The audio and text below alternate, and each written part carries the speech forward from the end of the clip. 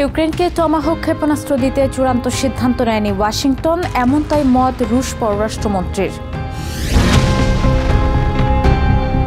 জব্দকৃত রুশ সম্পদ থেকে ইউক্রেনকে ঋণ দেওয়ার প্রস্তাব ইউরোপিয়ান কমিশনের। ফ্রান্সে সাউথ আফ্রিকার রাষ্ট্রদূতের মরদেহ উদ্ধার। পর্যটকদের জন্য অনন্য অভিজ্ঞতার ঝুলি খুলেছে আয়ারল্যান্ডের এক খামার বাড়ি। পর্বতারোহণের একাল সেকাল নিয়ে গবেষণায় এভারেস্ট অভিযানে যাচ্ছে দুই যমজ ভাই। ইউরোপের হালনাগাদ ও বৈচিত্র্যময় খবরাখবর আপনাদের সামনে এক নজরে তুলে ধরছি আমি নুরনূপুর।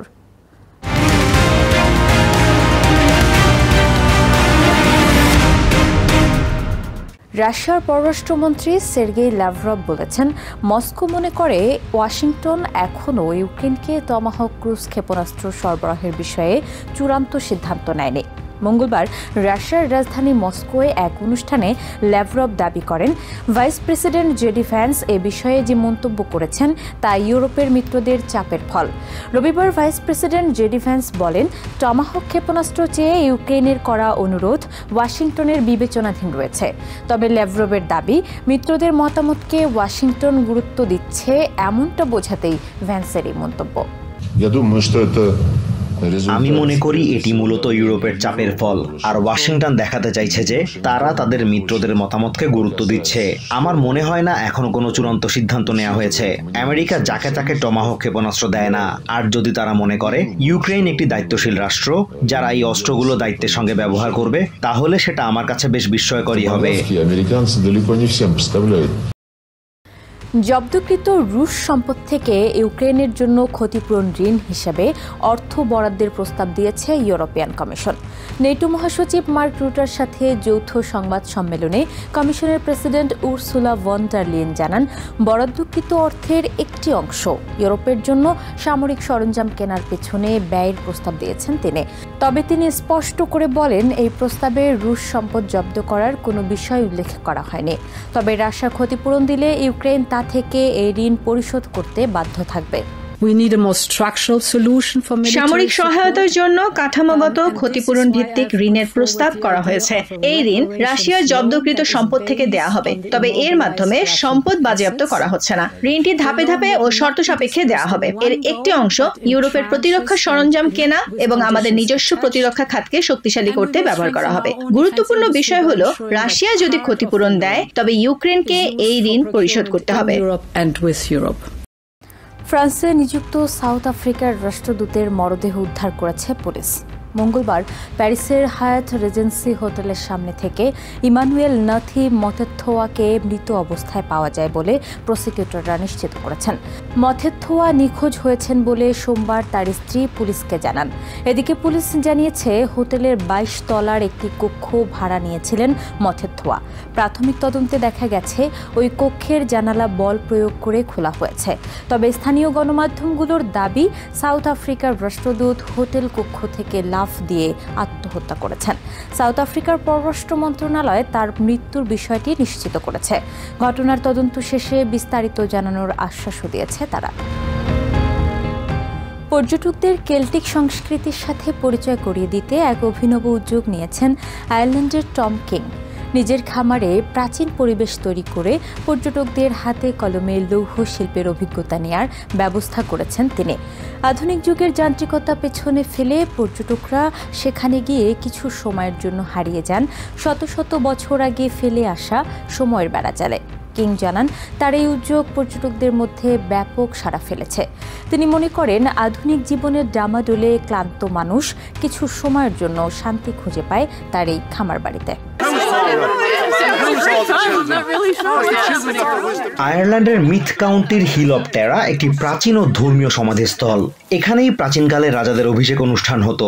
এখান থেকে আয়ারল্যান্ডের বিভিন্ন জায়গায় যাওয়ার যে 5টি পথ চলে গেছে, তারই একটির ধারে নির্মিত এই খামারটিতে একজন কামার দর্শনার্থীদের কেল্টিক সংস্কৃতির সাথে হাতে কলমে পরিচয় করিয়ে দিচ্ছেন।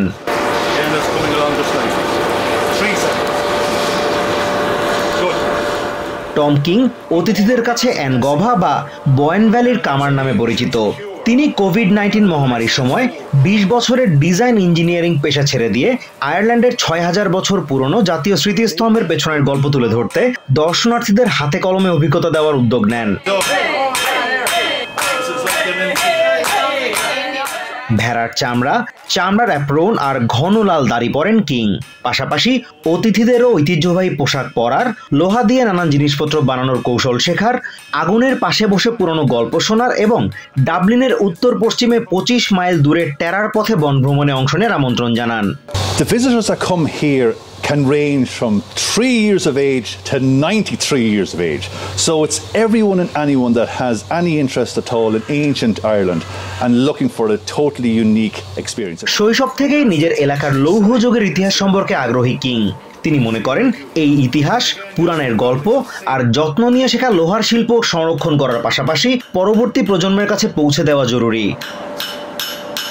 ড্যারলিন মলিটন নামে 67 বছর বয়সী মিনেসোটার এই বাসিন্দা আয়ারল্যান্ডের প্রাচীন ইতিহাসের বিষয়ে আগ্রহী। এই আগ্রহ থেকেই 5 বন্ধুকে নিয়ে বেড়াতে এসেছেন তিনি। মলিটন মনে করেন সময় সুযোগ হলে সবারই এই অনন্য অভিজ্ঞতা অর্জন করা দরকার।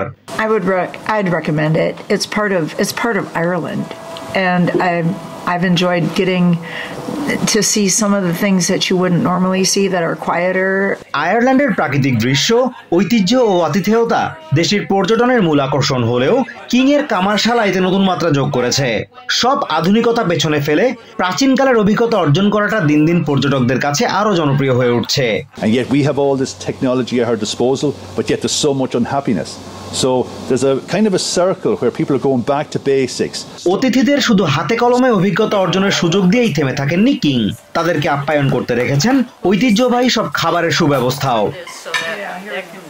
Michael, would you like to have some of this? Have a sit down.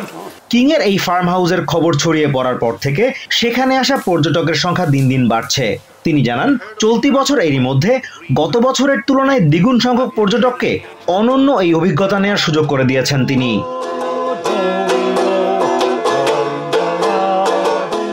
Azimur Rashid Konok, TVN 24 news desk.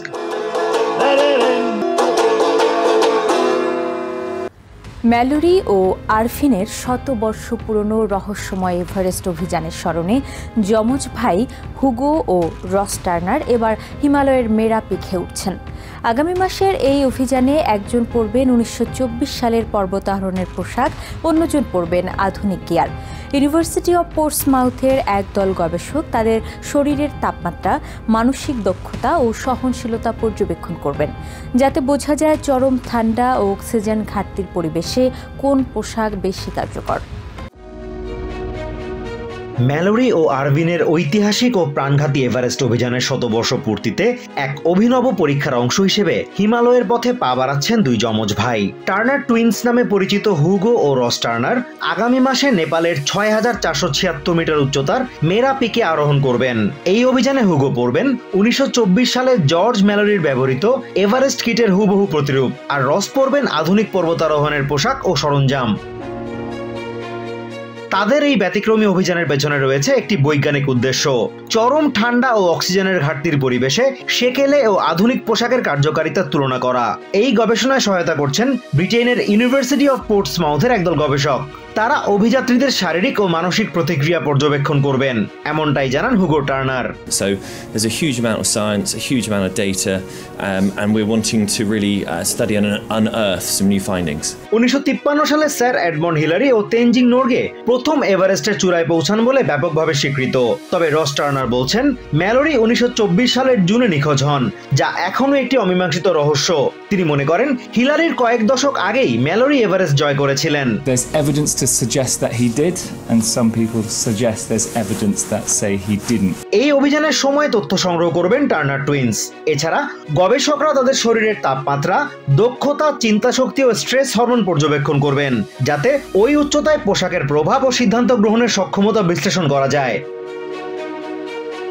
গবেষক দলের প্রধান ডক্টর জো কস্টেলো জানান তারা নিয়মিতভাবে দুই ভাইয়ের ত্বকের তাপমাত্রা পর্যবেক্ষণ করছেন। প্রচন্ড ঠান্ডায় তাদের শরীরে কি ধরনের প্রতিক্রিয়া সৃষ্টি হয় তা নিরূপণের চেষ্টা করছেন তারা। And we are here in the Extreme Environments Laboratory in the University of Portsmouth, and we're exposing the guys to temperatures of -25 degrees Celsius. এই অভিযানে হুগো পরবেন হাতে সেলাই করা উলের, সিল্কের ও গ্যাবার্ডিনের স্তরযুক্ত পোশাক এবং ব্রিটিশ জুতা প্রস্তুতকারক ক্রকেট অ্যান্ড জোনসের তৈরি ম্যালোরির মতো চামড়ার বুট জুতা। অন্যদিকে রস পরবেন মন্টেইনের সরবরাহকৃত আধুনিক পোশাক ও সরঞ্জাম। রস বলেন, নিখোঁজ দুই অভিযাত্রীর সাথে জিনগত কোনো পার্থক্য না থাকায় অভিযানের সময় ব্যবহৃত প্রতিটি সরঞ্জামের বৈজ্ঞানিক বিশ্লেষণের মধ্যে তুলনা করা সম্ভব। The exciting thing with us is that we're genetically identical. We like to train similar. We like to train in a similar way before these expeditions, so we are as identical as possible. 1924 সালে যে অভিযানে গিয়ে Mallory ও Andrew Sandy Ervine পর্বতের উচ্চতর অংশে নিখোঁজ হন, সেই অভিযানের পরিবেশ, ব্যবহৃত সরঞ্জাম এবং শারীরিক প্রভাবের মধ্যে মিল ও অমিলগুলো খুঁজে বের করাই এই কার্যক্রমের মূল লক্ষ্য। এই তথ্যগুলো বিশ্লেষণের মাধ্যমে পর্বতারোহীদের পোশাক ও সরঞ্জাম কিভাবে আরো নিরাপদ করা যায় তাই খতিয়ে দেখা হবে। Azimur Rashid Konok, TVN 24 news desk. এক নজরে ইউরোপের আরও নানা খবর পেতে চোখ রাখুন TVN 24 নিউজ নেটওয়ার্কের ইউটিউব ও ফেসবুক পেজে।